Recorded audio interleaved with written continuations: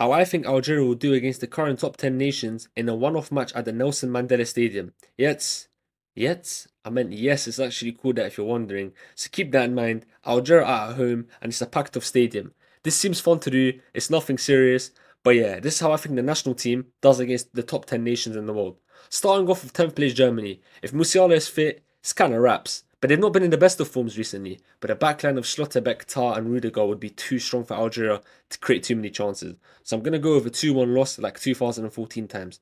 Ninth ranked in the world is Belgium, and due to home advantage, I think Algeria would actually win this 3-2. Belgium's attack is solid with Doku and CDK, also with De Bruyne pinging balls in behind, but Belgium's defense seems vulnerable. And if Aït and Bergali attack a lot, like they usually do, they could win this game 3-2 in my opinion. Eighth ranked in the world is Morocco. I'm just gonna let you lot decide this. I'm gonna let you lot decide this in the comments down below. Seventh ranked in the world is Netherlands, and I think they would win 1-0. The Netherlands defense is too. I mean, the Netherlands win 1-0. Sorry, by the way, their defense is too strong for Algeria. They wouldn't create much chances against them, and that midfield of De Jong, Gravenberch, and Reinders, Simmons, some ballers in there. But for whatever reason, they can't attack. They can't attack as well as they defend and pass the ball around. The national team hasn't been able to fully click to its full potential, in my opinion. So I'll go over a 1-0 win for them with a Gakpo finesse. Sixth ranked in the world. Why can't I speak today? Sixth ranked in the world is Portugal. Nuno Mendes, João Neves, Vitinha, Fernandes, Leo, Ronaldo, Ruben Diaz.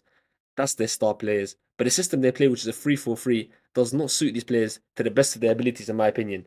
They need Vitinha, Neves, and Bruno in the midfield together, yet we see João Neves doing right back shifts for the national team. However, I think they will win 3-1. The PSG trio, quad if you include Ramos, would be too much for Algeria to handle. Fifth ranked in the world is Brazil. Hear me out. I'm going with a 2-2 draw, Algeria to win on penalties. Remember, this will be at Algeria's home stadium, which is a massive advantage. And Brazil, under Ancelotti, yes, they've improved a bit, but they still haven't fully clicked.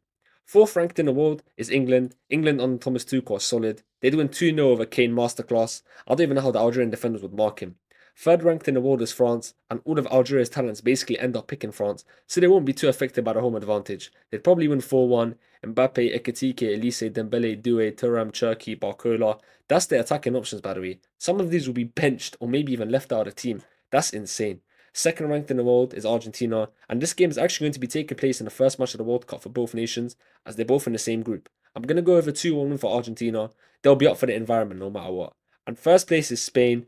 I'm going to go over 3-0 Spain win. The wide players will be too much to handle, especially Yamal. With Algeria's current system, which I do like, is better than previous systems, I just feel like a back three suits them much more. Because of games like this, they can deal with wide threats much better. Because Algeria's best defenders have been Sabarini and Shirgui. They're perfect as wide centre back roles. They're perfect for the wide centre back roles, and they're best there. That's where they play for their clubs. But in a back four, it'll be too much for them to handle. The fullbacks are just too attacking. Aït Nouri and Belghali. So Yamal and Nico Williams are going to have a field day. Don't take everything I say so seriously. It's just my prediction at the end of the day and a bit of fun. That's the end of Ads Talks Ball. Let me know if you don't agree with me or my bugging. Thank you for watching.